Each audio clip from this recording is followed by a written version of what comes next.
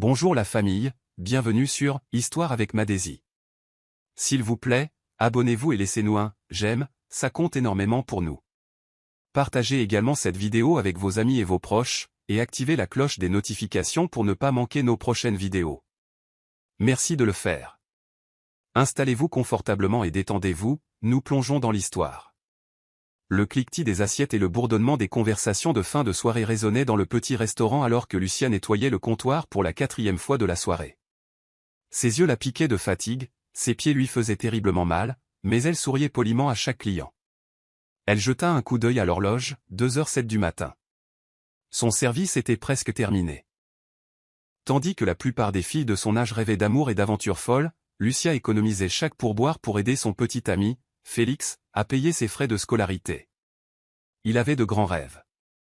Il parlait toujours de gravir les échelons de l'entreprise, de devenir un jour associé dans une société de financement, et Lucia le croyait. Croire en Félix était devenu une seconde nature pour elle. Chaque sacrifice qu'elle faisait, chaque nuit blanche, lui semblait en valoir la peine tant qu'ils construisaient un avenir ensemble.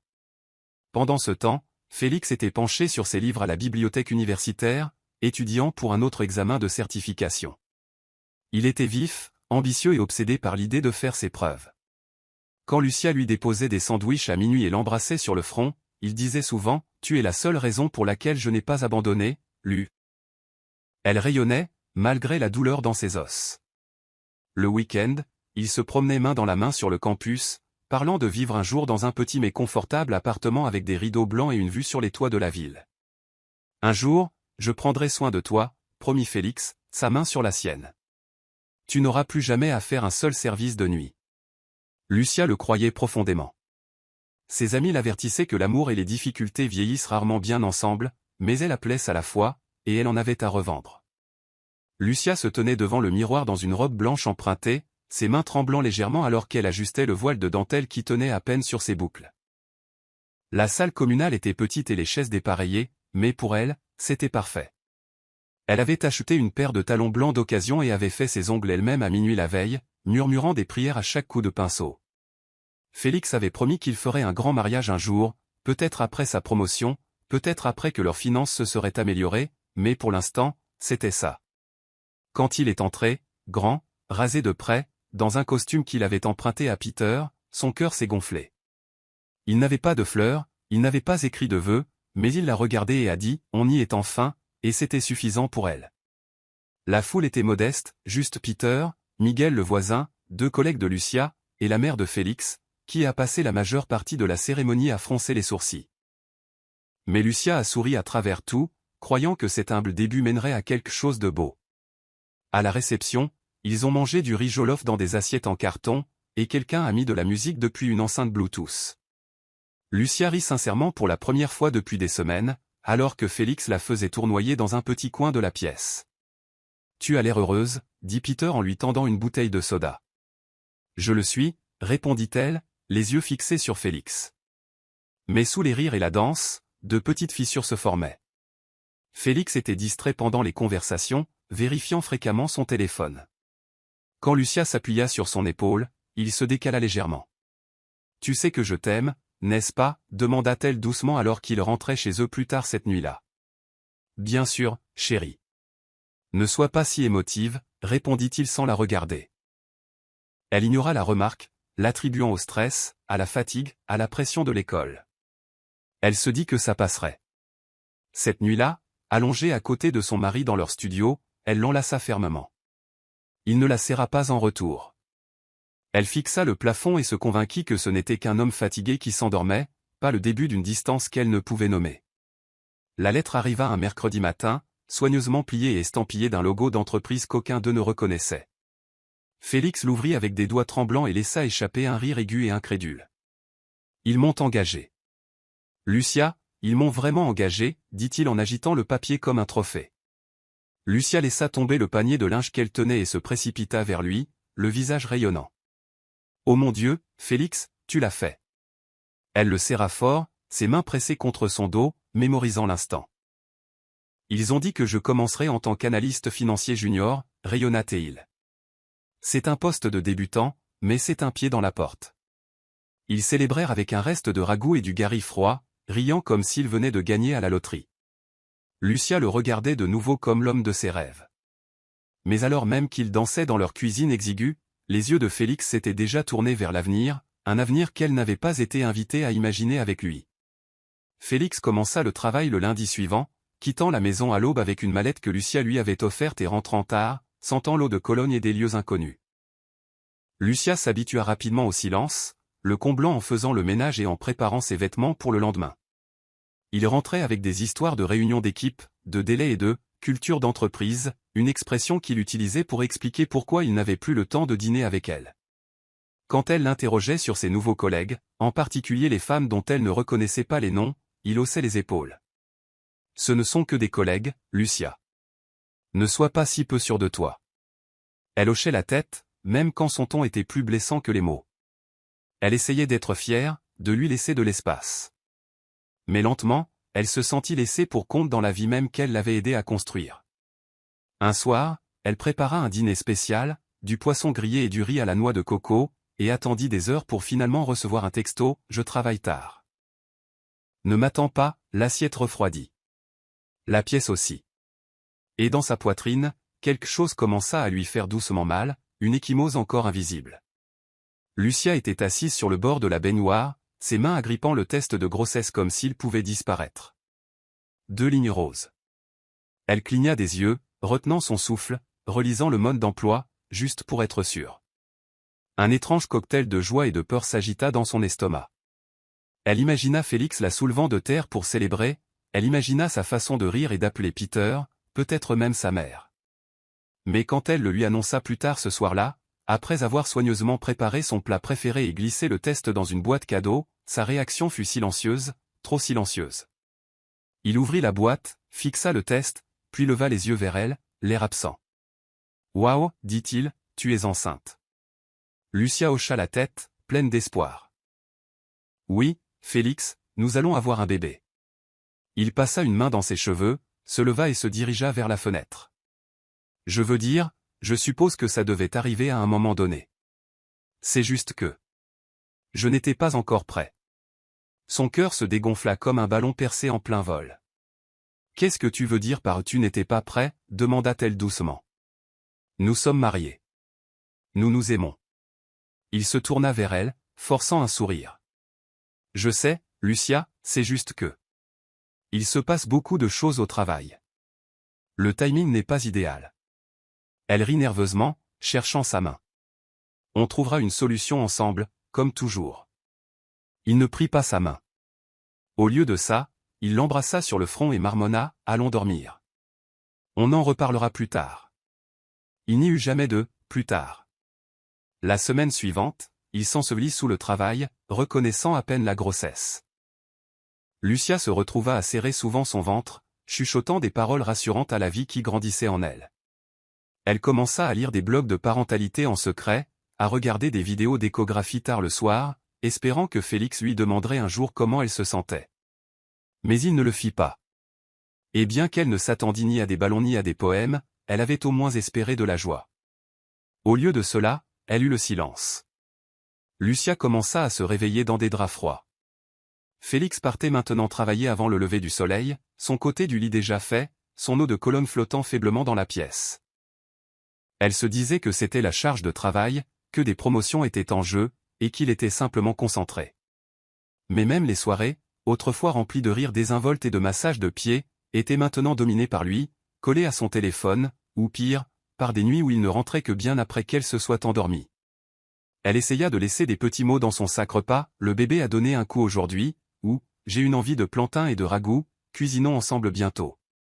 Mais les mots restèrent sans réponse, retournés avec des boîtes de nourriture intactes et des regards silencieux. Lucia n'était pas du genre à se plaindre. Elle pliait ses vêtements, repassait ses chemises, massait ses chevilles enflées dans la cuisine lorsque la pression devenait trop forte. Mais ce qui faisait plus mal que la douleur physique, c'était la négligence émotionnelle, qui s'épanouissait comme de la moisissure dans les coins de leur maison. Un soir, alors qu'elle se penchait pour ramasser une chemise sous le lit, un reçu plié attira son attention, 2 cocktails chers et un repas pour 2 dans un restaurant sur le toit où elle n'était jamais allée.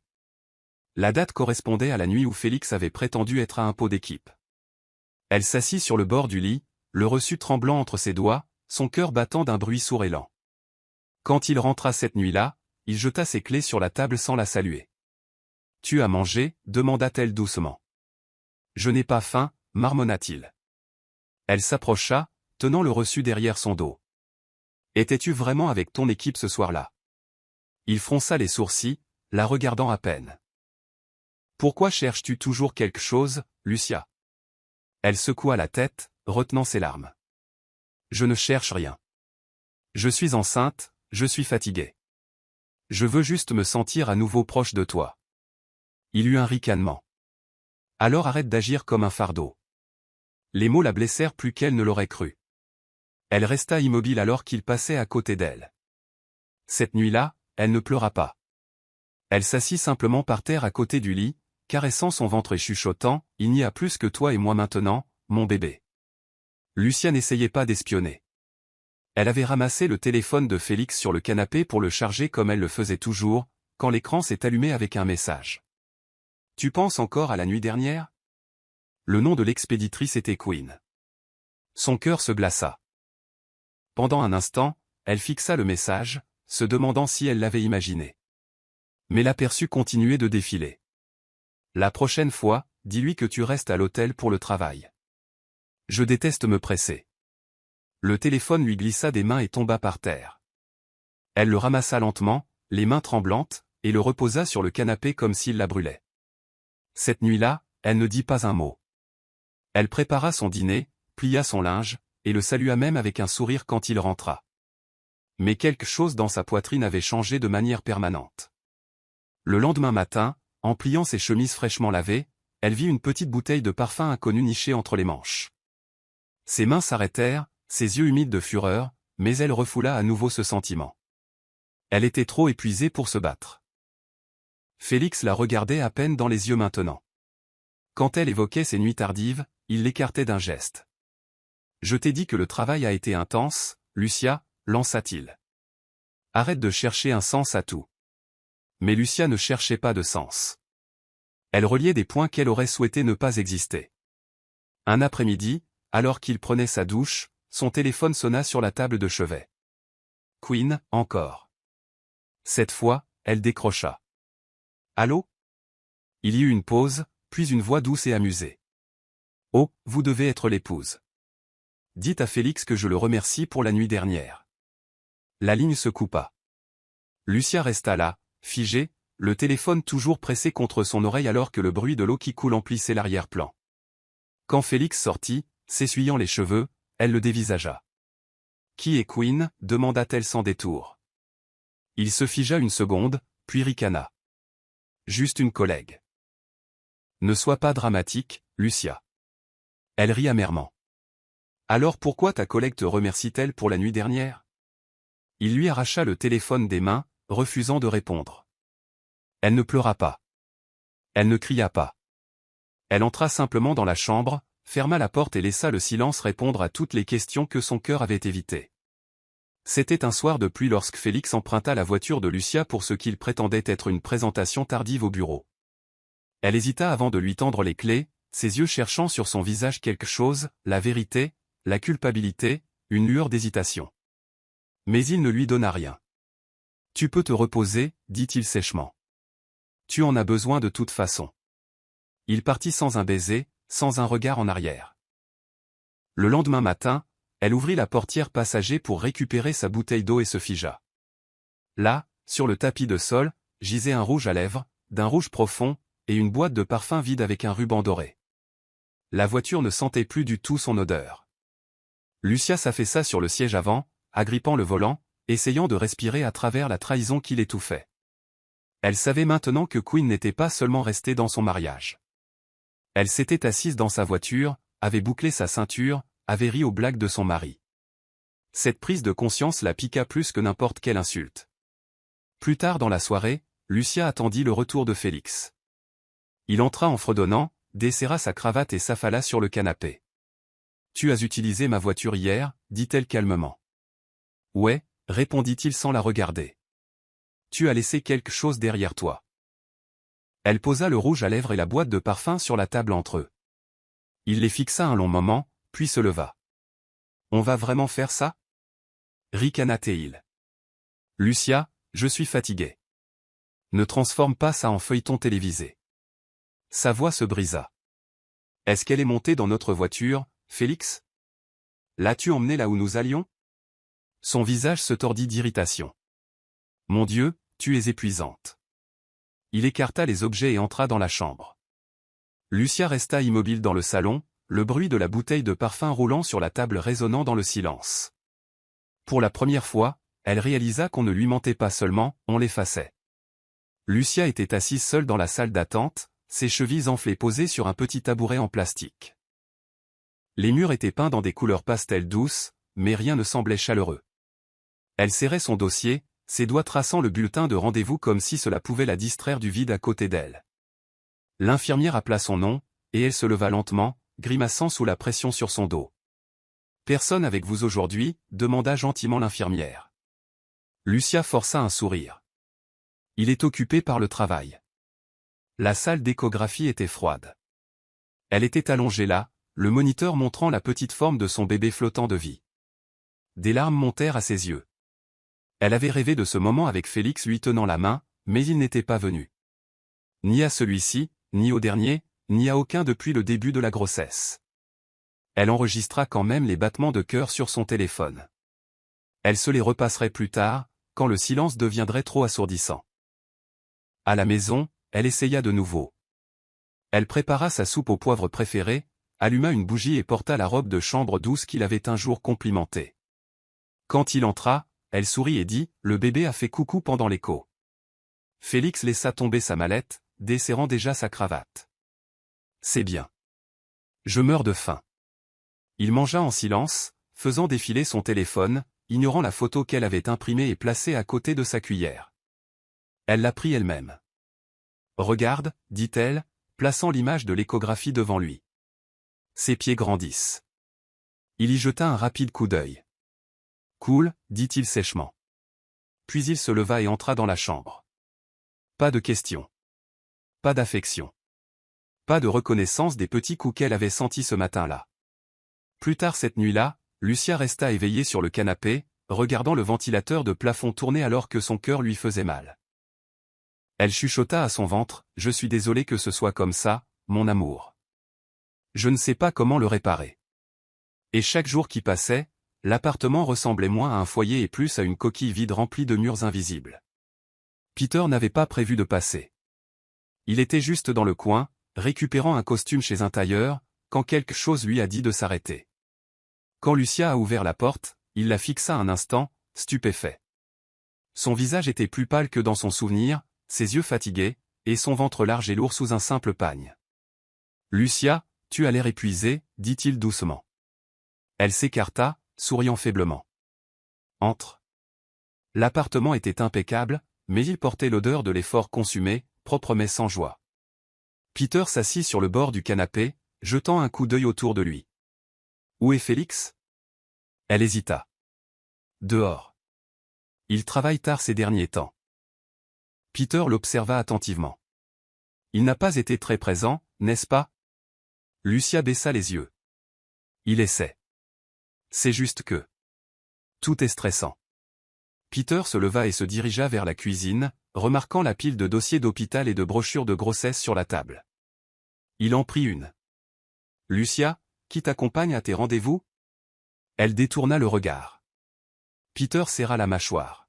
« Je savais que quelque chose n'allait pas, dit-il. Félix ne parle presque plus de toi, et quand il le fait, on dirait que ça l'agace. » Lucia toucha son ventre de manière protectrice. « Il est sous pression. Il reviendra à lui. » Peter secoua la tête. « Tu es trop gentille, Lucia. Cet homme ne mérite pas ton silence. » Il s'approcha, sa voix basse.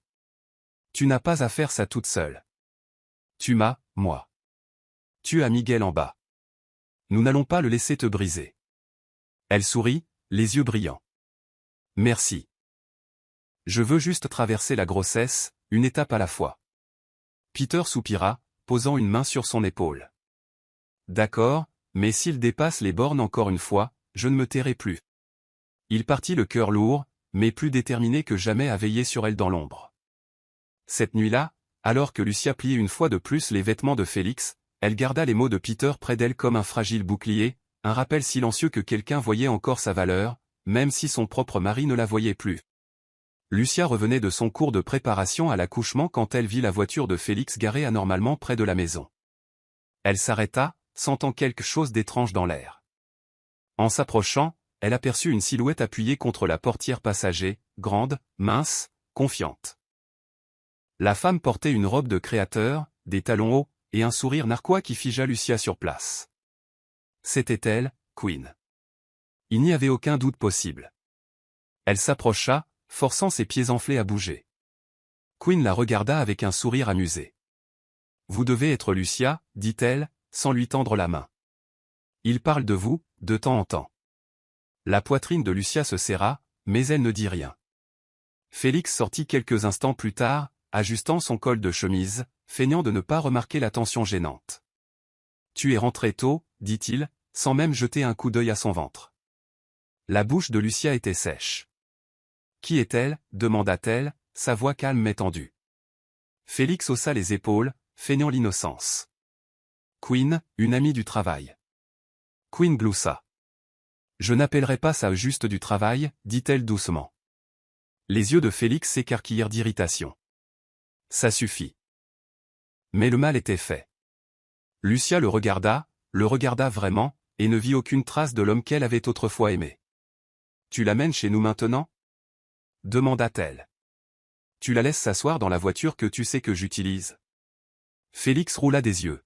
« Tu exagères. » Lucia regarda Queen, dont le sourire s'élargit. « Vous êtes très calme, dit Queen. J'admire ça. » Lucia inspira profondément et se retourna sans un mot de plus. Alors qu'elle entrait dans la maison, des larmes coulaient sur son visage, non pas à cause de Queen, mais à cause de la trahison qui avait finalement pris forme. Elle ferma la porte, s'appuya contre elle et murmura « Mon Dieu, donnez-moi la force de ne pas craquer. » Dehors, Queen riait de quelque chose que Félix avait dit. Mais à l'intérieur, Lucia se tenait seule, se brisant silencieusement là où personne ne pouvait le voir. Lucia se tenait dans la cuisine en train d'éplucher des ignames quand Félix entra, jetant sa veste de costume sur la chaise avec un grognement. « Où est ma chemise blanche ? » « Celle que je portais mardi dernier, » demanda-t-il sans la saluer. Elle s'essuya les mains et ouvrit l'armoire. « Elle est lavée. Je l'ai repassée hier. Regarde dans le deuxième tiroir. » Félix grogna et claqua la porte de l'armoire quand il ne la trouva pas assez vite. « Peux-tu simplement garder les choses là où je peux les voir ?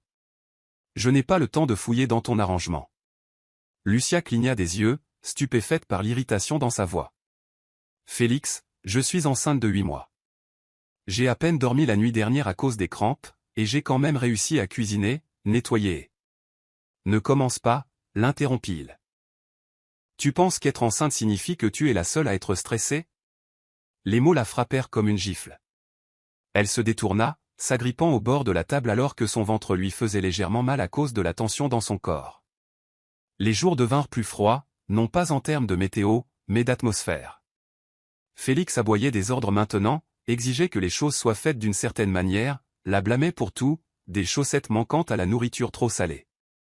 Un matin, alors qu'elle luttait pour soulever un lourd panier de linge, il passa à côté sans offrir son aide. « Si tu savais mieux gérer ton temps, tu n'aurais pas de mal, » marmonna-t-il. Lucia le fixa, la mâchoire serrée, mais ne dit rien. Plus tard cette nuit-là, il cria depuis le salon. « Où est mon chargeur de téléphone ?» Elle sortit lentement, le souffle court. « Je crois qu'il est dans ton sac. » Il la repoussa d'un geste. « Tu étais à la maison toute la journée et tu n'as même pas vérifié ? » Félix, dit-elle doucement, je ne suis pas ta bonne. Il se leva, les yeux durs. « Tu agis vraiment comme si tu l'étais. » Le silence qui suivit fut assourdissant. Elle entra dans leur chambre et ferma doucement la porte, pressant ses mains sur son ventre.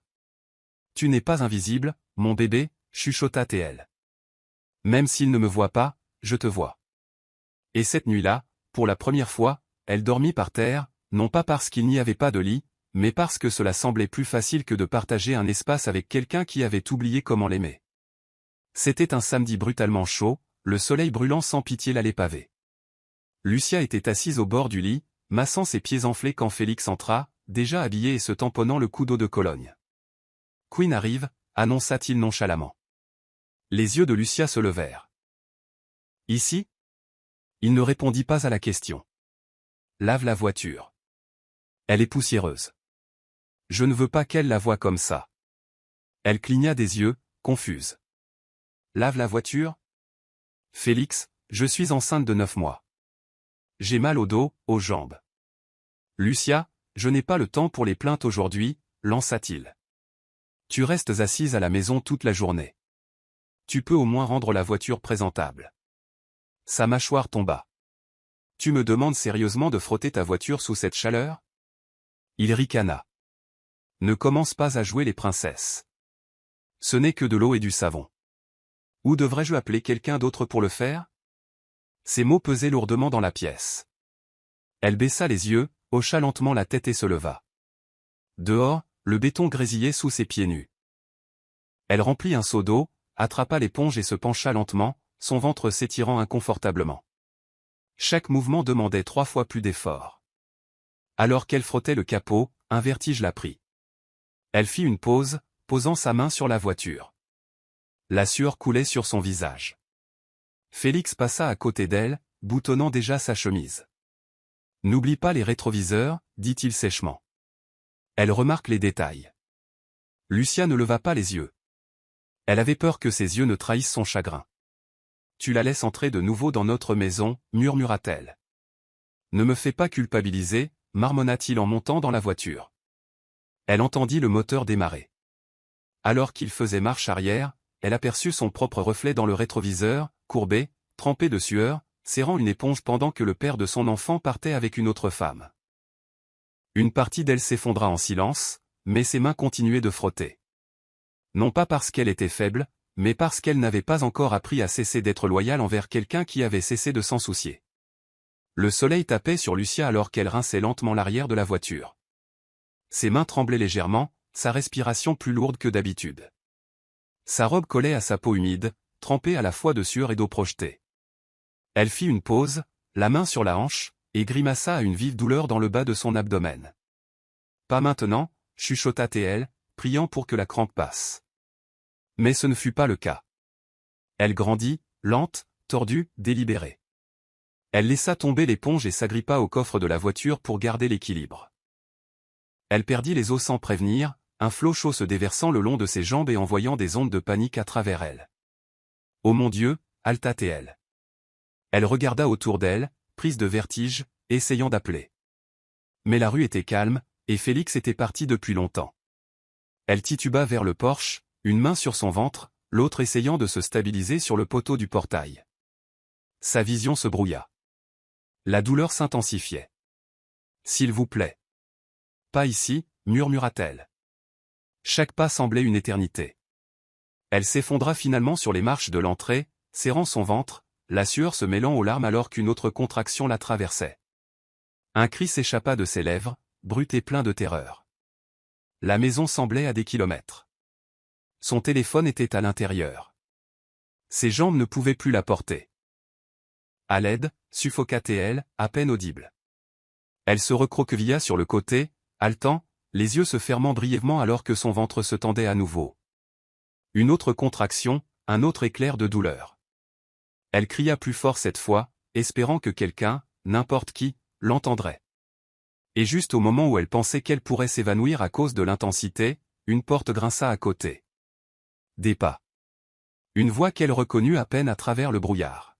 « Lucia ? Lucia ?» C'était Miguel, leur voisin âgé, qui courait vers elle.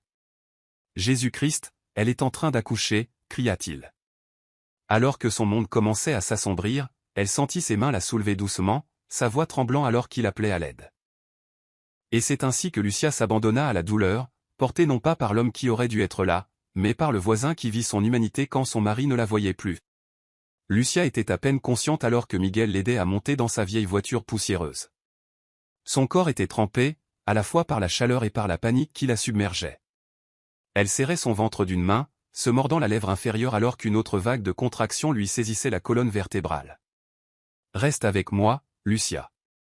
Respire, c'est tout » l'exhorta Miguel, appuyant plus fort sur l'accélérateur. À travers le brouillard de la douleur, elle murmura, « S'il te plaît, amène-nous juste là-bas. » Quand ils arrivèrent à l'hôpital, des infirmières se précipitèrent vers le véhicule avec un fauteuil roulant, leurs expressions passant rapidement du calme à l'urgence. « Elle est en travail actif, » dit une infirmière alors qu'elle la faisait entrer. « Elle en est à combien de mois ?»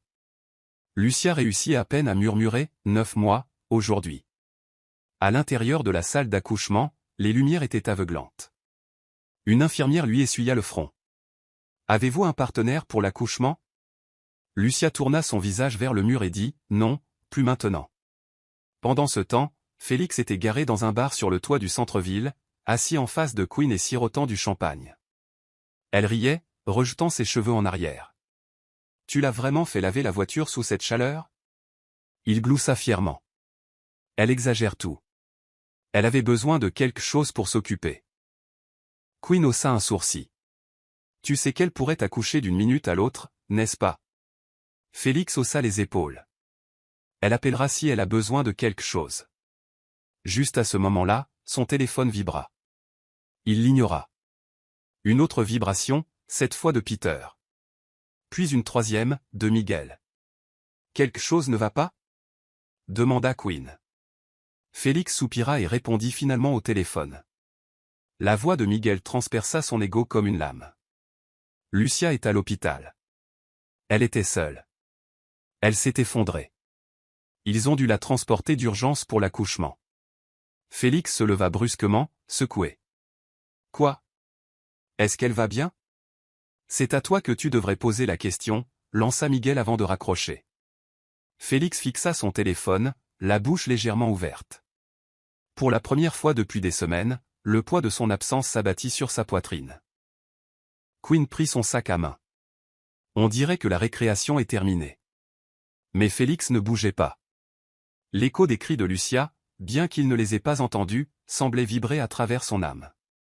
Dans la salle d'attente de l'hôpital, Miguel arpentait le sol sans relâche. Ses vêtements étaient encore tachés d'avoir précipité Lucia dans la voiture, mais il s'en fichait. Toutes les quelques minutes, il s'approchait du poste des infirmières. « Est-ce qu'elle va bien ? Le bébé est-il né ?» L'infirmière sourit avec lassitude. « Elle est en travail. Ça progresse. Elle était très déshydratée, mais nous la surveillons de près. » Peter fit irruption quelques minutes plus tard, les yeux écarquillés. « Miguel, que s'est-il passé ?» Miguel lui raconta tout. Comment il l'avait trouvé par terre, trempé, hurlant de douleur, et comment Félix était introuvable. Peter serra les poings. « Je jure que si je vois cet imbécile ici ce soir. » Miguel lui toucha le bras. « Lucia n'a pas besoin de cris. Elle a besoin de quelqu'un de calme quand elle se réveillera. Elle en a assez bavé. » Ils s'assirent en silence, les deux hommes inquiets et honteux qu'il ait fallu autant de douleur pour qu'ils voient à quel point elle avait été brisée par Félix. À l'intérieur de la salle d'accouchement, Lucia luttait pour mettre Jessie au monde. Son corps était épuisé, chaque muscle tremblant de l'effort. Les infirmières la guidaient à chaque poussée, l'encourageant, lui essuyant le visage. « Vous vous débrouillez très bien, maman. »« Il est presque là, » dit l'une d'elles doucement. Lucia avait à peine la force de hocher la tête. Elle serra les dents et poussa une dernière fois. Un cri strident perça la pièce. Le médecin souleva le petit bébé dans ses mains gantées. « C'est un garçon », annonça-t-il. Mais presque immédiatement, le ton dans la pièce changea. Les infirmières se déplacèrent rapidement, l'une d'elles emmenant Jessie sur une table séparée. Les pleurs s'estompèrent. « Il a des difficultés à respirer », dit l'infirmière pédiatrique. « Nous avons besoin des soins intensifs néonatals immédiatement. » Les yeux de Lucia vacillèrent faiblement. « Mon bébé » murmura-t-elle. Une infirmière se pencha près d'elle. « Nous allons prendre soin de lui, ma chérie. Reposez-vous maintenant. » Alors qu'elle sombrait dans l'inconscience, elle chuchota de nouveau, « Dites-lui que je l'aime. » Dehors, Miguel et Peter attendaient avec anxiété, ignorant que l'arrivée de Jessie était venue avec de nouvelles tempêtes. Lucia avait donné la vie, mais elle était enveloppée d'une nouvelle incertitude. Des heures passèrent avant que Lucia n'ouvre les yeux. La pièce était sombre, une lente perfusion d'intraveineuse s'égouttait à côté d'elle. Son corps était lourd, chaque muscle endolori par l'épreuve. Elle porta instinctivement la main à son ventre, puis se souvint. « Mon bébé » murmura-t-elle d'une voix rauque. Une infirmière entra avec un presse-papier. « Vous êtes réveillé » dit-elle doucement. « Vous avez très bien travaillé. Votre fils est en soins intensifs néonatals. Il est stable maintenant, mais nous le surveillons de près. » Les yeux de Lucia se remplirent de larmes. « Puis-je le voir ?» L'infirmière hocha la tête. « Bientôt, mais d'abord, vérifions vos constantes et reprenez un peu de force. » Lucia hocha lentement la tête, luttant contre l'épuisement. « Y avait-il quelqu'un ici ? Mon mari ?» L'infirmière parut mal à l'aise. Il y avait un homme plus âgé, Miguel, et quelqu'un du nom de Peter, mais personne d'autre ne s'est présenté. Lucia tourna la tête vers le mur, silencieuse. La réalisation la frappa comme une encre. Félix n'était même pas venu, pas une seule fois. Plus tard dans la nuit, Peter vint à son chevet, tirant une chaise. « Il est magnifique, Lucia, dit-il doucement. Tout petit, mais il se bat. » Elle esquissa un petit sourire. « J'aurais aimé être éveillée quand il a pleuré. » Peter prit sa main. « Tu n'es pas seul. Miguel et moi sommes là. Nous serons là. » Elle serra faiblement ses doigts. « Merci de ne pas avoir détourné le regard. » Le visage de Peter se durcit légèrement. « Félix ne te méritait pas, et maintenant il le prouve à tout le monde. » La voix de Lucia se brisa. J'ai continué à espérer qu'il viendrait. Même quand je hurlais sur ce trottoir, une partie de moi attendait qu'il apparaisse. Peter cligna des yeux avec force. Tu as tout porté seul pendant trop longtemps. L'infirmière passa la tête dans l'entrebâillement de la porte. Vous pouvez voir votre bébé maintenant. Peter l'aida à s'installer dans un fauteuil roulant. Alors qu'il la poussait vers les soins intensifs néonatals, Lucia vit Jessie à travers la vitre, si petit mais si parfait. Des tubes parcouraient son petit corps, mais sa poitrine se soulevait et s'abaissait. Elle tendit la main, touchant la vitre. « Tu m'as attendu » murmura-t-elle. Et dans cette pièce fragile et stérile, un nouveau lien commença, un lien bâti sur la résilience, pas sur l'abandon. Le bip des machines dans l'unité de soins intensifs néonatal était constant, une symphonie qui mesurait des respirations fragiles et des battements de cœur flottants. Lucia était assise à côté de la couveuse de Jessie, sa blouse d'hôpital encore froissée de la veille. Ses yeux étaient gonflés, non seulement de fatigue, mais aussi de peur. La poitrine de Jessie se soulevait et s'abaissait de manière irrégulière, et le petit tube d'oxygène collé sur son nez semblait bien trop lourd pour son petit visage. Une infirmière se pencha doucement. Il montre des signes de détresse respiratoire. Ce n'est pas rare chez les prématurés, mais nous devons être prudents. Lucia déglutit difficilement. Est-ce qu'il a mal ? L'infirmière secoua doucement la tête. Il est stable, mais nous pourrions avoir besoin d'une transfusion sanguine. Le père est-il déjà arrivé ? Lucia se figea. Non, murmura-t-elle, il n'est pas venu.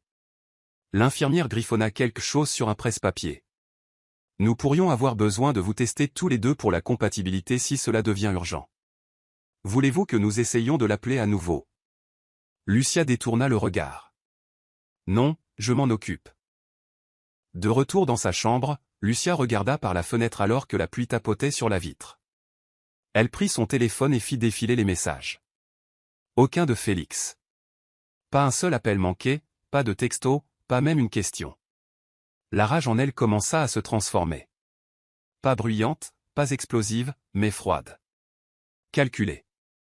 Elle appela l'administration de l'hôpital et demanda à réviser les contacts d'urgence de Jessie.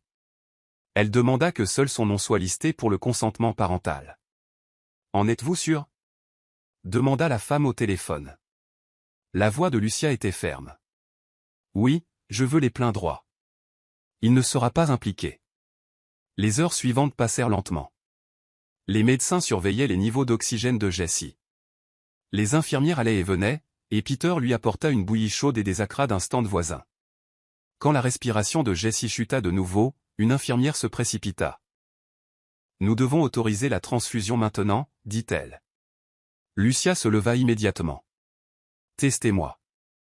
Prenez tout ce dont vous avez besoin. Sauvez-le, c'est tout. » Alors qu'on la préparait pour la prise de sang, elle jeta un coup d'œil vers la porte, espérant à moitié que Félix la franchirait. Mais il ne le fit pas. Et dans cette pièce stérile et bourdonnante, Lucia commença silencieusement à se préparer à devenir tout ce dont son fils aurait jamais besoin, seul. Félix arriva finalement à l'hôpital près de 4 heures après l'appel frénétique de Miguel. Il portait des mocassins impeccables, des lunettes de soleil de créateur perchées sur sa tête, et un téléphone collé à sa main. La réceptionniste leva à peine les yeux alors qu'il s'approchait du bureau. « Je suis ici pour voir ma femme, Lucia. » Quelque chose. La femme jeta un coup d'œil par-dessus ses lunettes. « Avez-vous une pièce d'identité » Il haussa un sourcil. « C'est ma femme. Je n'ai pas besoin de pièce d'identité pour voir ma femme. » La réceptionniste tapa sur quelques touches. Elle est enregistrée sous accès restreint. Seuls les contacts approuvés sont autorisés. Félix gloussa, confus. Ce doit être une erreur. Je suis le père de son enfant. L'expression de la femme ne changea pas, vous n'êtes pas non plus enregistré comme le père de l'enfant. Cela le stoppa net. Excusez-moi, dit-il, sa voix se durcissant. Je pense que vous devriez vérifier à nouveau. Une autre infirmière s'approcha. Êtes-vous monsieur Félix Okonkwo ? Il hocha rapidement la tête. Elle a modifié ses dossiers il y a des semaines, dit froidement l'infirmière. Vous n'avez aucun droit légal ici. Nous allons devoir vous demander d'attendre dehors. Félix recula d'un pas, le téléphone toujours à la main. Qu'est-ce qui se passe, bon sang, marmonna-t-il. Peter apparut alors, les bras croisés, les yeux brûlants. Tu es un peu en retard, tu ne trouves pas? Félix leva les yeux. Où est Lucia? Où est mon fils? Peter ne sia pas, ton fils se bat pour respirer. Ta femme a failli s'effondrer seule et tu sirotais du vin avec ta maîtresse pendant qu'elle se vidait de son sang sur le trottoir. La bouche de Félix s'ouvrit mais aucun mot ne sortit. Elle a tout changé, ajouta Peter. Ton nom n'est pas sur l'acte de naissance. Tu n'as plus ton mot à dire ici. La gorge de Félix s'assécha. Mais je suis le père. Peter s'approcha. Tu étais le mari et tu as échoué. Tu peux partir maintenant. Un agent de sécurité apparut silencieusement à côté de lui, les mains derrière le dos. Félix jeta un coup d'œil vers l'aile de la maternité, mais il savait au fond de lui qu'il les avait déjà perdus. Et ce qui le piquait le plus, ce n'était pas que Lucia l'ait exclu. C'était qu'elle l'ait fait sans prévenir, sans supplier, sans regarder en arrière. Lucia était de nouveau assise dans l'unité de soins intensifs, regardant la poitrine de Jessie se soulever et s'abaisser à un rythme régulier et contrôlé. La transfusion avait fonctionné. Il était plus fort, ses petits doigts se contractant de temps en temps sous la couverture. Lorsque le pédiatre s'approcha avec des nouvelles, Lucia écouta attentivement.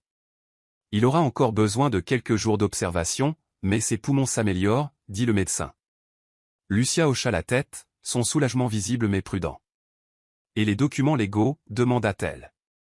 Le médecin marqua une pause. Tout a été modifié. Vous êtes la seule tutrice légale et le parent déclaré. Nous avons informé l'administration de signaler toute interférence. Lucia expira lentement. Merci. Je veux juste le protéger. Le médecin hocha la tête. Vous vous débrouillez très bien. Alors qu'il partait, Peter entra dans la pièce avec une enveloppe blanche à la main. Dossier juridique, dit-il. Acte de naissance, formulaire de tutelle et une ordonnance restrictive au cas où Félix tenterait quelque chose d'imprudent. Lucia prit l'enveloppe et la fixa un moment. Je n'ai jamais voulu en arriver là, murmura-t-elle. Je voulais une famille. Peter s'assit à côté d'elle, son ton doux mais ferme. Tu as construit un foyer toute seule. Félix n'a fait qu'y vivre. Elle sourit faiblement, touchée par les mots. Je me demande toujours si j'ai bien fait. Il regarda Jessie, puis de nouveau elle. Tu n'as pas seulement fait ce qu'il fallait. Tu as sauvé ton fils du même silence qui a failli te détruire. Lucia se tourna vers la vitre, regardant son bébé dormir sous la douce lumière bleue. Je lui ai donné son nom, Jessie Emmanuel. Dieu avec nous. Peter hocha la tête avec révérence. C'est parfait. Elle traça du doigt le bord de l'enveloppe, le cœur encore tendre mais plus stable maintenant. Elle ne s'était pas attendue à être seule. Mais ici, avec son fils derrière cette vitre et la loi à ses côtés, elle réalisa qu'elle n'était pas brisée. Elle avait simplement évolué. Et pour la première fois depuis longtemps, elle s'autorisa à ressentir quelque chose comme la paix. Peter trouva Félix arpentant la cour de l'hôpital, sa chemise autrefois immaculée maintenant froissée et tachée de sueur. L'air entre eux était tendu, chargé d'un ressentiment qui couvait silencieusement depuis des mois. Félix leva les yeux quand Peter s'approcha. « Dis-lui que je veux voir mon fils, dit-il fermement. Peter ne ralentit pas son allure. Tu as eu 9 mois pour être un mari, 9 mois pour agir comme un père. Tu as choisi ton ego. Tu as choisi Queen. Les narines de Félix se dilatèrent. Tu ne comprends pas. Les choses se sont compliquées. Peter s'arrêta à quelques centimètres de lui. Non, c'est toi qui as compliqué les choses. Elle a accouché seule. Elle aurait pu mourir. Félix se frotta les tempes. Je ne pensais pas que c'était si grave. Je ne savais pas, parce que tu n'étais pas là pour le savoir, l'interrompit Peter, sa voix s'élevant. Tu étais dehors à te la couler douce pendant qu'elle se vidait de son sang sur le béton. Félix détourna le regard, incapable de le fixer. J'allais revenir, murmura-t-il. Peter rit amèrement. Et maintenant tu es de retour, mais tout ce que tu as abandonné ne t'appartient plus. Félix se laissa tomber sur le banc le plus proche, passant ses mains sur son visage. Je dois arranger ça. Peter ricana. Arranger quoi? La femme que tu as ignorée, l'enfant que tu n'as jamais tenu dans tes bras. Félix leva les yeux, la voix brisée. J'ai fait des erreurs, mais je n'ai pas cessé de l'aimer. L'expression de Peter devint froide. L'amour, c'est plus que de le dire. L'amour, c'est rester quand c'est difficile. Tu es parti au moment le plus difficile. Félix baissa les yeux, les épaules affaissées. Je ne sais plus qui je suis devenu. Peter croisa les bras. Un étranger, et un étranger qui n'est plus le bienvenu auprès d'elle. Félix se leva lentement, vaincu. Lui diras-tu au moins que j'étais là? Peter secoua la tête. Elle n'a pas besoin de rappel de la douleur. Laisse-la guérir en paix. Alors que Félix s'éloignait, traînant sa fierté derrière lui, Peter expira brusquement. Il avait espéré que Félix serait meilleur. Mais Lucia méritait plus que de l'espoir. Elle méritait la paix, la dignité et la protection. Et maintenant, elle les avait. 3 jours plus tard, Lucia sortit discrètement de l'hôpital, sans cérémonie. Les infirmières l'aidèrent à s'installer dans un fauteuil roulant, Jessie emmaillotait doucement dans ses bras. Il était petit, mais sa respiration s'était améliorée, et ses petits doigts agrippaient son pouce comme s'il s'accrochait à son propre battement de cœur. Miguel attendait dehors, la portière passager ouverte, s'essuyant les yeux derrière des lunettes teintées. « Tu l'as fait » dit-il doucement. Lucia sourit, l'épuisement et la grâce mêlés sur chaque ligne de son visage. « Nous l'avons fait. » Peter chargea le petit sac de voyage dans le coffre, tandis que Lucia regardait l'hôpital, non pas avec tristesse, mais avec une gratitude silencieuse pour la douleur qui avait révélé sa force. « Où allons-nous » demanda-t-elle. Peter répondit, « Mon appartement. » Jusqu'à ce que tu saches ce qui vient ensuite. Pas de pression. Repose-toi, c'est tout. Elle hocha la tête, trop fatiguée pour discuter. Jessie s'agita dans ses bras comme s'il sentait le début de quelque chose de nouveau. Cette nuit-là, Lucia était assise dans la chambre d'amis de Peter, berçant Jessie, fredonnant une berceuse que sa mère lui chantait. Son téléphone vibra pour la première fois depuis qu'elle avait quitté l'hôpital. C'était Félix. « S'il te plaît, je dois te voir. Juste une fois. » Elle fixa le message pendant un long moment. Son pouce plana au-dessus de l'écran. Peter entra dans la pièce avec une tasse de thé chaud. « Tu n'es pas obligé de répondre, dit-il doucement. » Lucia le regarda, les larmes aux yeux. « Une partie de moi veut encore qu'il se batte, mais la partie la plus forte veut juste la paix. » Peter posa la tasse à côté d'elle. « Tu ne lui dois rien. » Lucia hocha lentement la tête et supprima le message. Pas de réponse, pas d'explication, juste le silence. Ce n'était pas un silence bruyant ou vengeur. C'était le genre de silence qui libère enfin une personne. Alors que Jessie s'endormait, Lucia l'embrassa sur le front. « C'est notre nouveau départ » murmura-t-elle. Et pour la première fois depuis des mois, elle y crut. Les matins dans l'appartement de Peter étaient calmes, un contraste bienvenu avec la tempête qu'elle avait laissée derrière elle. Lucia se réveillait chaque jour avant Jessie, se glissant tranquillement dans le petit salon pour répondre à ses emails. La nouvelle s'était répandue dans ses cercles de consultantes en RH qu'elle était de nouveau disponible, et bientôt de petits contrats commencèrent à affluer. Elle travaillait depuis le canapé, Jessie à côté d'elle dans un couffin, se penchant de temps en temps pour ajuster sa couverture ou l'embrasser sur la joue. Ce n'était pas glamour, mais c'était paisible. Elle commença à établir des routines, nourrir Jessie toutes les 3 heures, étirer son dos endolori et faire de courtes promenades pour s'éclaircir les idées. Peter lui laissait de l'espace, ne la contactant que si nécessaire. « Tu retrouves lentement ton rythme », remarqua-t-il un soir. Lucia sourit. « Je pensais que je ne saurais pas comment être seule, mais je n'ai plus peur du silence. » Chaque semaine qui passait, Lucia prenait plus d'assurance. Elle rédigeait des CV pour des clients, menait des entretiens virtuels et aidait des startups à affiner leur processus de recrutement. Son téléphone vibrait plus fréquemment maintenant, non pas d'excuses ou d'insultes, mais de travail. Du vrai travail. Un travail qui avait du sens. Elle se remit même à tenir un journal, notant les étapes importantes. Le premier sourire de Jessie, sa première nuit sans pleurer, le premier moment où elle rit de nouveau et le pensait sincèrement. Un après-midi, alors qu'elle répondait à une proposition de client, Peter jeta un coup d'œil dans la pièce. « Tu as de la visite », dit-il avec un sourire en coin. Elle haussa un sourcil. « De la visite ?» Il ouvrit plus grand la porte pour révéler Miguel et sa femme, portant des provisions et un bouquet de lys frais. Lucia se leva, prise au dépourvu. « Vous n'auriez pas dû. » Miguel la serra dans ses bras. « Tu fais partie de la famille maintenant, et les familles veillent les unes sur les autres. » Lucia retint ses larmes. La maison n'était pas la sienne, mais la chaleur y était. Et dans cet espace partagé, elle ressentit quelque chose qu'elle n'avait pas ressenti depuis longtemps, un sentiment d'appartenance. Lucia sortit de la pharmacie juste au moment où la pluie commençait à tomber, drue et soudaine. Elle glissa le petit sac de produits pour bébé sous son bras et serra plus fort la couverture de Jessie contre elle dans le porte-bébé. Le vent se leva alors que le tonnerre grondait au-dessus. Elle hésita entre traverser le carrefour en courant ou attendre, mais l'averse s'intensifia. Juste au moment où elle atteignait le bord du trottoir, des pneus crissèrent sur l'asphalte mouillé.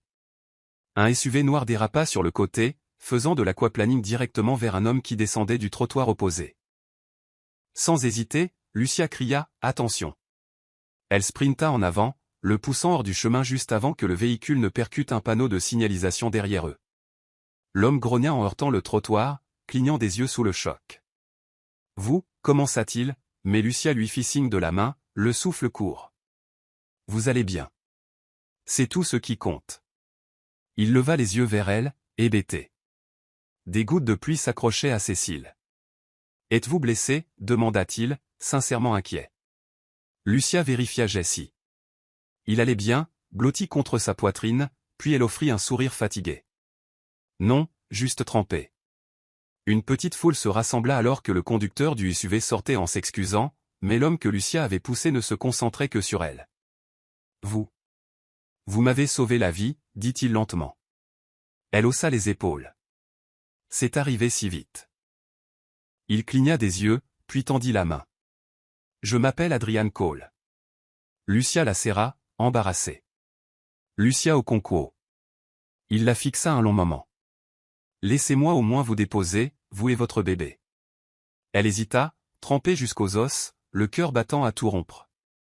Mais il y avait quelque chose dans sa voix qui n'était pas insistant, c'était bienveillant. Elle hocha la tête. « D'accord, merci. » Alors qu'il partait, Adrian jeta un autre coup d'œil dans le rétroviseur. Il y avait quelque chose chez elle, trempée, épuisée, et pourtant pleine de grâce, qu'il ne pouvait oublier. Le lendemain, Lucia reçut un appel d'un numéro inconnu. Elle répondit prudemment, Jessie endormie sur ses genoux. « Lucia, c'est Adrian, d'hier. » Elle se redressa. « Oh, bonjour. Vous allez bien ?» Il gloussa légèrement. « Vous m'avez sauvé et avez disparu. Je n'ai même pas pu vous remercier correctement. » Elle sourit. « Ce n'est pas la peine. Je suis juste contente que vous n'ayez pas été blessé. » Il y eut une pause. « Avez-vous le temps pour un café cette semaine ? J'aimerais vraiment vous parler. » Lucia hésita. « Pourquoi ? » Parce que je n'arrête pas de penser à la façon dont quelqu'un avec un bébé attaché à sa poitrine a poussé un homme adulte hors de la trajectoire d'un véhicule en mouvement sans sourciller, dit-il. On ne rencontre pas des gens comme ça tous les jours. Elle rit pour la première fois depuis longtemps. D'accord, juste un café. Ils se retrouvèrent dans un café tranquille près d'une librairie, et Adriane n'était en rien ce à quoi elle s'attendait. Malgré sa montre élégante et sa voiture racée, il était simple, curieux et profondément attentif. « Vous travaillez dans les RH ?» demanda-t-il en remuant son thé. Elle hocha la tête. « Avant que tout ne change. Je suis en freelance depuis. » Adriane se pencha en arrière, pensif. « Je dirige une entreprise de technologie. Nous sommes en pleine expansion. J'essaie de reconstruire la structure de recrutement depuis des mois. Honnêtement, j'aurais besoin de quelqu'un comme vous. » Lucia cligna des yeux. « Vous me connaissez à peine. » Il pencha la tête. « Je sais que quelqu'un qui se jette dans le danger pour des étrangers n'est pas ordinaire. Et la façon dont vous parlez du travail, votre visage s'illumine. C'est rare. » Elle ne savait pas quoi dire. Personne n'avait vu sa valeur depuis si longtemps. « Laissez-moi y réfléchir, dit-elle. Il sourit. « Prenez tout le temps dont vous avez besoin. » Alors qu'ils se séparaient, elle se surprit à marcher un peu plus droite en rentrant chez elle, Jessie gazouillant dans ses bras. Non pas parce qu'elle avait rencontré un homme, mais parce que pour la première fois depuis des mois, quelqu'un l'avait vue, non pas comme un fardeau, non pas comme une femme abandonnée, mais comme une femme en qui il valait la peine de croire. Lucia était assise dans le hall de l'entreprise 2 jours plus tard, serrant nerveusement une enveloppe brune contenant son CV, ne sachant pas si Adriane avait été sérieux. La réceptionniste la salua chaleureusement, l'attendant déjà. « Monsieur Cole est dans la salle de conférence. Il m'a demandé de vous y conduire immédiatement. » Lucia ajusta le porte-bébé de Jessie et la suivit. La salle de conférence était moderne, bordée de verre et de lumière naturelle. Adriane se leva quand elle entra, un large sourire se dessinant sur son visage. « Vous êtes venu, dit-il, sincèrement heureux. Je n'étais pas sûr que vous accepteriez l'invitation. » Lucia haussa les épaules, souriant à moitié. « J'ai appris à ne pas trop en attendre ces derniers temps. » Il lui tira une chaise. « Alors commençons par le déjeuner. Pas de pression, juste une conversation. » Autour d'un tilapia grillé et d'un malt frais, Adriane l'interrogea sur ses études, son expérience en RH et ses idées sur le recrutement inclusif. La confiance de Lucia revint lentement alors qu'elle parlait, sa passion pour la structure, les gens et le potentiel transparaissant. « Vous parlez comme quelqu'un qui a dirigé des équipes, dit-il. »« Je l'ai fait, autrefois. » Adriane hocha la tête. « Alors je veux que vous dirigiez à nouveau. » Elle cligna des yeux. « Vous m'offrez un emploi. » « Pas seulement un emploi, dit-il. Je veux que vous soyez la responsable du recrutement ici. Vous construirez l'équipe à partir de zéro. » Lucia était stupéfaite. « Pourquoi moi ?» Adriane se pencha, son ton calme mais ferme. « Parce que les gens comme vous ne se contentent pas de travailler, ils façonnent des environnements. Et je fais confiance à mon instinct. » Elle baissa les yeux, submergée. « Je n'ai jamais pensé que j'aurais une seconde chance. » Il sourit. Parfois, la première n'était qu'une préparation. Alors qu'elle sortait, le bébé blotti contre elle, Lucia ne ressentit pas seulement de l'espoir. Elle sentit un avenir s'ouvrir, un avenir dans lequel elle n'aurait plus à demander la permission d'entrer. Le premier jour de Lucia chez Coltech Solutions fut calme mais inoubliable. Elle portait une modeste robe bleu marine, des escarpins souples et des bijoux discrets. Ses cheveux étaient tirés en un chignon soigné, et Jessie était avec une nounou de confiance que Peter avait recommandée. Au moment où elle entra dans son nouveau bureau, une pièce d'angle ensoleillée avec vue sur la ville, Lucia sentit quelque chose se fissurer en elle. Pas de l'anxiété, pas de la peur, mais un sentiment d'appartenance. Un léger coup à la porte interrompit ses pensées. Adriane entra avec 2 tasses fumantes. « J'ai pensé que vous auriez besoin d'un remontant, » dit-il en lui tendant du thé. Elle l'accepta avec reconnaissance. « Je n'arrive toujours pas à croire que c'est réel. » Il sourit. « Croyez-le. Vous avez le contrôle total de la stratégie de recrutement. Je fais confiance à votre jugement. » Lucia s'assit à son bureau. « Alors je ferais mieux de ne pas décevoir. » Adriane s'appuya contre le chambranle de la porte. « Vous ne le ferez pas. » En 2 semaines, Lucia était complètement immergée, examinant des CV, restructurant les protocoles de recrutement, mettant en œuvre des procédures d'intégration. Son instinct vif et son leadership calme lui valurent rapidement le respect du personnel. Certains employés ne connaissaient pas son histoire. D'autres avaient entendu des rumeurs, mais peu importait. Elle n'était pas la femme qui avait été abandonnée. Elle était la femme qui construisait quelque chose de nouveau.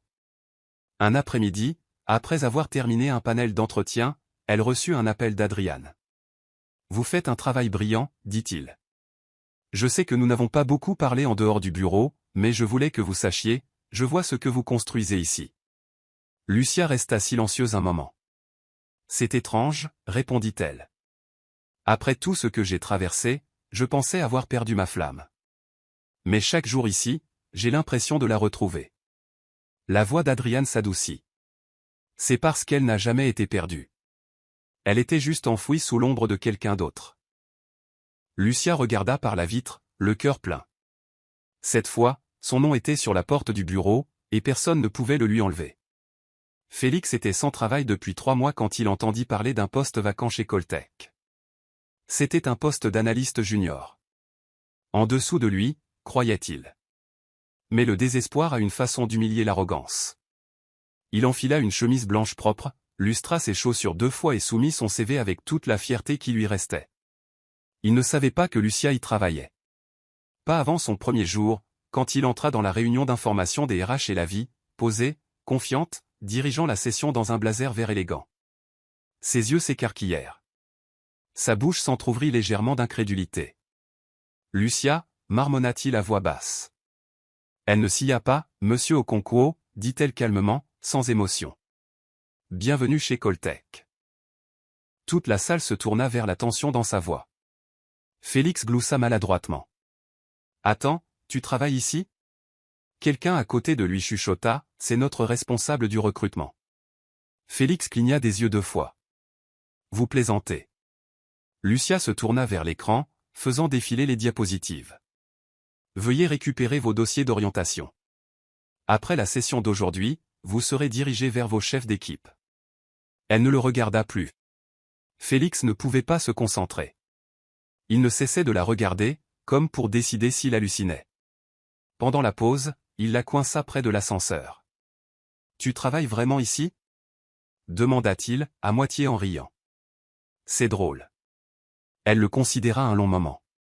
Pas drôle, prévisible. Il fronça les sourcils. « Alors c'est toi qui commandes ?» Elle sourit sans chaleur. « J'ai toujours commandé. Tu ne l'as juste jamais remarqué. » Il ricana. « Tu as eu de la chance. » Lucia s'approcha, sa voix froide et claire. « Non, Félix. Je me suis relevé après que tu m'aies laissé à terre. » Alors que l'ascenseur s'ouvrait, elle entra et se tourna vers lui. « Profitez de votre poste, aussi temporaire soit-il. » Et sur ce, les portes se refermèrent, le laissant fixer son propre reflet, plus petit que dans son souvenir. 2 semaines plus tard, Lucia était assise dans son bureau, examinant des rapports de mauvaise conduite quand un dossier atterrit sur son bureau. C'était celui de Félix. Il avait falsifié ses fiches de présence et manqué des délais. Des plaintes avaient commencé à arriver de son superviseur. Il était inattentif, méprisant, et avait même été surpris en train de faire des remarques inappropriées à une collègue. Elle soupira, la déception l'envahissant. Elle voulait qu'il grandisse, qu'il lui prouve qu'elle avait tort. Mais les gens changent rarement quand ils ne subissent aucune conséquence. Elle imprima la lettre de licenciement et la plaça dans un dossier. Juste à ce moment-là, on frappa. Félix entra sans prévenir, un sourire narquois aux lèvres. « T'as 1 minute, la chef, dit-il d'un ton moqueur. Elle ne sourit pas, asseyez-vous. Il s'affala sur la chaise, désinvolte. Le bruit court que tu diriges cet endroit comme une reine. Impressionnant. Lucia lui tendit l'enveloppe. Votre contrat est résilié. Avec effet immédiat. Il l'ouvrit en riant. Tu plaisantes. Non, répondit-elle calmement. La sécurité attend pour vous escorter. Votre badge a déjà été désactivé. Il se leva brusquement. C'est une vengeance, n'est-ce pas? Tu attendais ce moment. Lucia resta immobile. Non, Félix. C'est du professionnalisme. Quelque chose que tu n'as toujours pas appris. Il s'avança, la colère brillant dans ses yeux. C'est moi qui t'ai construite. Sans moi, tu serais encore en train de frotter les sols. Elle se leva lentement de sa chaise. Tu as raison. Je nettoyais, mais je n'ai jamais vécu salement. Le visage de Félix se crispa. Tu le regretteras. Lucia pencha la tête.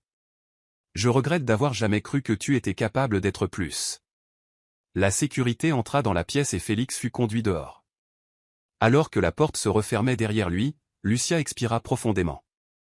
Il n'y avait aucune satisfaction là-dedans. Juste une page qui se tournait. Et dans son silence, il y avait de la dignité.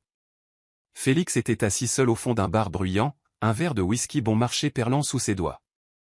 Les rires et la musique autour de lui semblaient lointains, comme des échos d'une vie qu'il ne pouvait plus atteindre. Son téléphone vibra, un autre refus d'emploi. Il cliqua sur l'email avec des doigts engourdis. Nous avons le regret de vous informer. Ils disaient tous la même chose. Ses qualifications étaient intactes, mais son nom était devenu un signal d'alarme dans le secteur. Coltech avait signalé son profil avec une note interne des RH qui avait discrètement circulé entre les entreprises par des canaux privés. Mauvaise conduite, falsification et comportement inapproprié en milieu de travail, cela le suivait comme une ombre. Il essaya d'appeler Queen, espérant qu'elle aurait encore des relations, mais sa ligne avait été coupée. Elle avait disparu dès que sa carrière avait piqué du nez, ne laissant derrière elle qu'un texto, « Ce n'est pas l'homme pour qui j'avais signé ».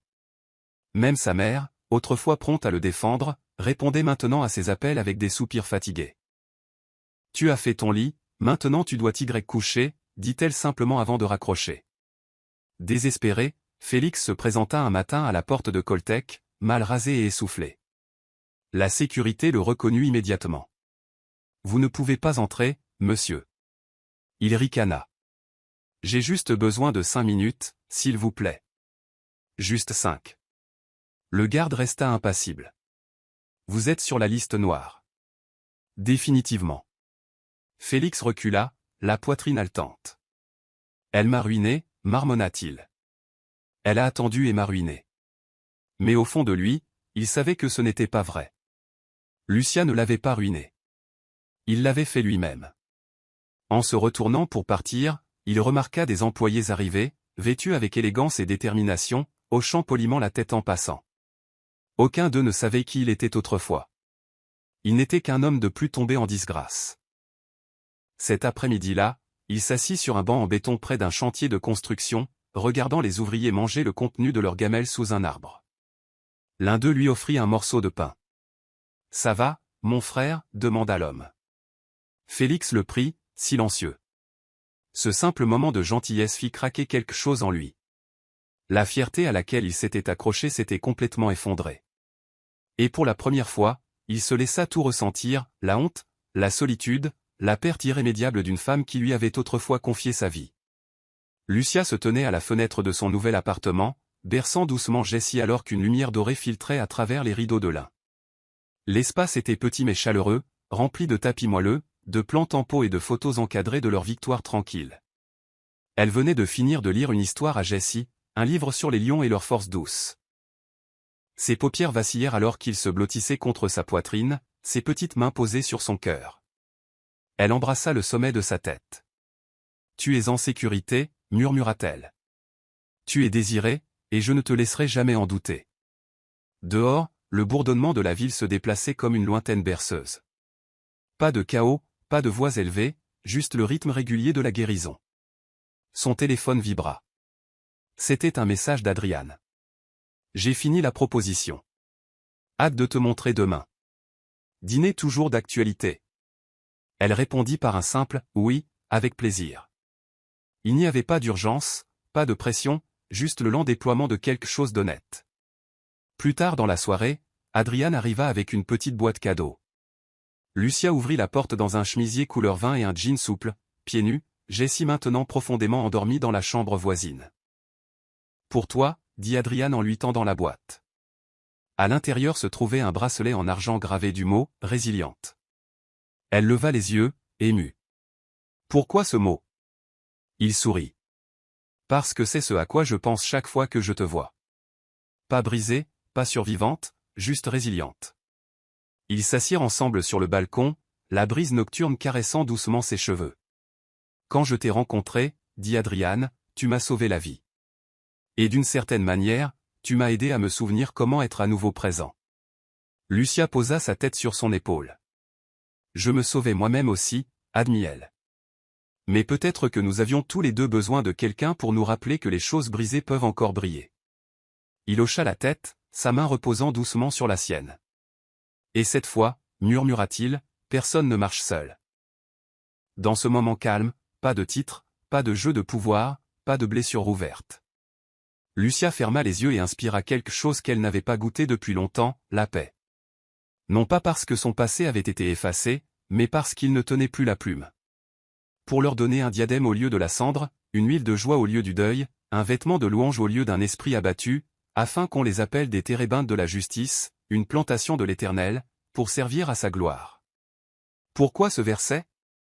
Le parcours de Lucia, de la trahison et de l'abandon à la dignité et à la restauration, reflète la promesse de Dieu d'échanger la tristesse contre la beauté. Comme les cendres transformées en couronne, sa force et son intégrité, affinées par la souffrance, sont devenues son témoignage, et son fils Jessie est devenu un symbole vivant d'espoir né de la douleur. Morale de l'histoire, peu importe à quel point quelqu'un essaie d'enterrer votre valeur, celle-ci ne peut être effacée par son aveuglement. La guérison ne vient ni de la vengeance ni du bruit. Elle s'épanouit dans la force tranquille, en choisissant la paix plutôt que la mesquinerie, et en s'éloignant de ceux qui vous blessent. Il y a du pouvoir dans le lâcher-prise, de la dignité dans le silence, et une rédemption dans la reconstruction sans excuse. Même si l'on vous laisse à terre, vous pouvez vous relever et briller selon vos propres termes. C'est la fin de l'histoire. Qu'avez-vous appris de cette histoire? Laissez vos réflexions dans la section des commentaires. Laissez un j'aime, et n'oubliez pas de vous abonner et d'activer la cloche des notifications pour être averti lorsque nous publierons nos prochaines vidéos. Partagez également cette vidéo avec quelqu'un qui pourrait être intéressé. Merci beaucoup d'avoir regardé.